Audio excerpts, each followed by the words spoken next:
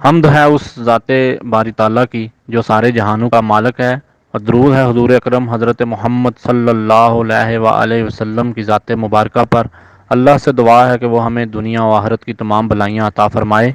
بسم اللہ الرحمن الرحیم۔ السلام علیکم۔ آج 30 اکتوبر اور اتوار کا دن ہے۔ آج 3 ربیع الثانی ہے، صبح 31 اکتوبر ہے، اور 31 اکتوبر کو غازی علم الدین شہید غازی ملت اسلامیہ جو ہیں وہ ان کا صبح عرس مبارک ہے، اور آپ نے 1929 کو راجپال کو لاہور میں قتل کیا تھا۔ اس نے حضور اکرم حضرت محمد ہمارے آقا و مولا کی شان میں گستاخی کی تھی، اور اس کو اس وقت غازی صاحب نے لاہور میں قتل کیا تھا، اور اسی وقت سے اسی تحریک سے تحریک پاکستان کو طاقت ملی، اور دو قومی نظریہ تقویت کو پہنچا، اور مسلمانوں کو پاکستان کی صورت میں ایک آزاد ملک ملا، اور آج ہم اس ملک میں رہ رہے ہیں اور ہم سانسیں لے رہے ہیں، اور انشاءاللہ بہت جلد ہم اس ملک میں نظام مصطفیٰ قائم کریں گے۔ آگے ہم بات کریں گے بڑی اہم خبریں آج اسلامی امارات کی، اور سب سے پہلے بات کریں گے ترجمان اسلامی امارات ذبیح اللہ مجاہد صاحب نے ترکی کے شہر استنبول میں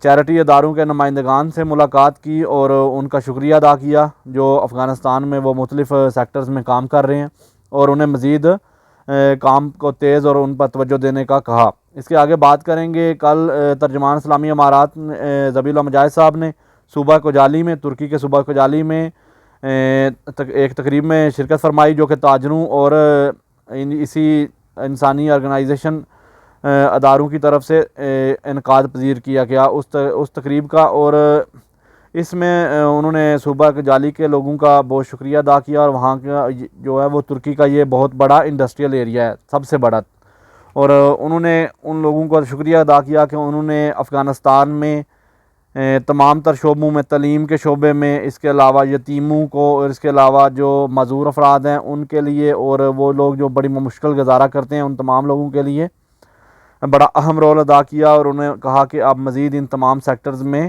ہماری مدد کریں۔ آگے بات کریں گے مولوی عبدالسلام حنفی صاحب، جو کہ ایڈمنسٹریٹو اسسٹنٹ ہے اسلامی امارات کے۔ انہوں نے پرائیویٹ ٹرانسپورٹ کمپنیوں کے حکام سے ملاقات کی۔ حنفی صاحب نے کہا کہ اسلامی امارات پرائیویٹ سیکٹرز کو اور سرمایہ کاروں کو ہر جگہ سپورٹ کرے گی۔ حنفی صاحب نے اس میٹنگ میں شرکاء کو کہا کہ شرکاء کی مشکلات سنی اور ان کو اس کا حل کرنے کا یقین دلوایا۔ آگے بات کریں گے ministry of trade and industry کی طرف سے آج پہلی کھیپ 12 ٹن ڈرائی فروٹس کی جس کی قیمت 4 لاکھ امریکی ڈالر ہے، افغانستان کی طرف سے جرمنی کو ایکسپورٹ کی گئی، اور یہ بیچ دی گئی ہے۔ منسٹری نے کہا کہ ملکی ایکسپورٹ میں غیر یقینی اضافہ پرائیویٹ اور پبلک اداروں کی جو ہے وہ ہم آہنگی اور آپس میں اچھے اور ایماندارانہ تعلقات کی وجہ سے ہوا ہے۔ آگے بات کریں گے ministry of trade and industry کے منسٹر نور الدین عزیزی صاحب نے غیر ملکی سرمایہ کاروں سے ملاقات کی۔ اس اہم میٹنگ میں سرمایہ کاروں نے کوئلہ سے پیدا کی جانے والی بجلی کے منصوبوں کی انفارمیشن شیئر کی اور انہیں اپنے منصوبے بتائے۔ اس کے علاوہ کابل شہر میں جو ہے وہ اکٹھا ہونے والا گاربیج یعنی کوڑا، اس سے آئل کی پیداوار کے بارے میں انہیں تمام تر انفارمیشن دی۔ آگے عزیزی صاحب نے ان غیر ملکی سرمایہ کاروں کا شکریہ ادا کیا اور انہیں کہا کہ ہم ہر معاملے میں اسلامی امارات آپ کو مکمل تعاون کرے گی۔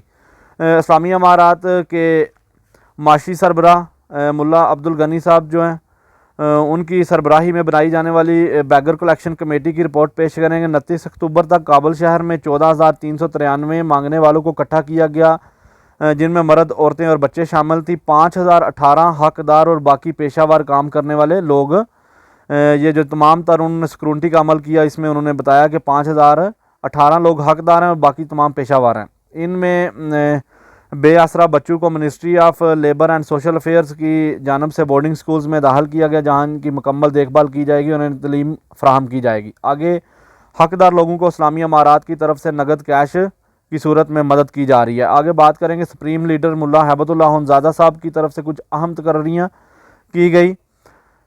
اس میں انہوں نے ملا ہیبت اللہ فضلی صاحب کو جو ہے وہ افغانستان الیکٹرک کمپنی کا سربراہ تعینات کیا گیا، اور اس کے علاوہ مولوی جواد صاحب کو اس کمپنی کا فائنینشیل سربراہ لگایا گیا، اور احسان اللہ صاحب کو اس کمپنی کے مین آفس کا سربراہ لگایا گیا۔ آگے بات کریں گے وزارت داخلہ کے وزیر داخلہ खलीफा सराज उद दीन हक्कानी साहब ने आज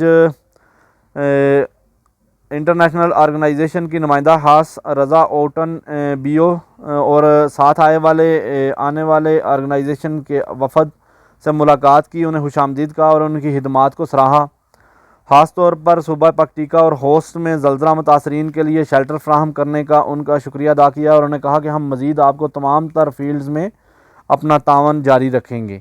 इसके आगे आज इसी नुमाइंदा हास ने ministry of culture and information के मिनिस्टर मुल्ला हैरुल्लाह हा साहब से मुलाकात की उनके ऑफ़िस में। इस मुलाकात में सकाफ़ती विरसा की हिफाजत, इज़हार राय की आज़ादी और ख़ास तौर पर मीडिया के खिलाफ वर्जी को रोकने के लिए बनाए जाने वाले कमीशन पर बात की गई। मिनिस्ट्री ने इनकी तमाम तर कामों को सराहा और कहा कि हम इस्लामी अमारात, इस्लामी असूलों और मुल्की अक़दार के मुताबिक इज़हार राय का वो आज़ादी इज़हार राय का यकीन रखती है और हम इस पर काम कर रहे हैं। इसके अलावा हम बात करेंगे सूबा गौर की इंतज़ामिया ने बताया कि 4 नहरों की मरम्मत का काम शुरू कर दिया गया और ये तमाम नहरें जो इस्लामी अमारात की गवर्नमेंट से पहले हस्ता हाली का शिकार थी और बिल्कुल बंद पड़ी थी। इस मंसूबे को कम अज़ कम 4 मिलियन अफ़गानी लागत से मुकम्मल किया जाएगा। इंतज़ामिया के मुताबिक इस मंसूबे से 4000 लोगों को काम मिलेगा और इसके इर्द गिर्द तमाम तर इलाक़ों को आबपाशी के लिए पानी फ्राहम किया जाएगा। इसके साथ ही सूबा फरियाब में भी एक नहर की तमीर का आगाज़ किया गया है जो कि ज़िला दौलताबाद में बनाई जाएगी। सूबा जोज़जान के एग्रीकल्चर लाइफ स्टॉक डिपार्टमेंट के हकाम ने बताया कि इस साल प्याज की पैदावार में काफ़ी इजाफा हुआ है जो कि पिछले सालों की निस्बत से 15% ज़्यादा है। सूबे के किसान भी इस बात से खुश हैं क्योंकि उनके मुनाफे में इजाफा हुआ है। अफ़गानिस्तान हुकूमत की तरफ से की जाने वाले इक़दामात जो कि इन तमाम तर चीज़ों को दूसरे ममालिक में एक्सपोर्ट किया जा रहा है, जैसे कि उनके पाकिस्तान और दूसरे ताजिकिस्तान, उज़्बेकिस्तान और चाइना में भी सामान भेजा जा रहा है। आज के लिए इतना ही, बहुत शुक्रिया, जज़ाकल्लाह।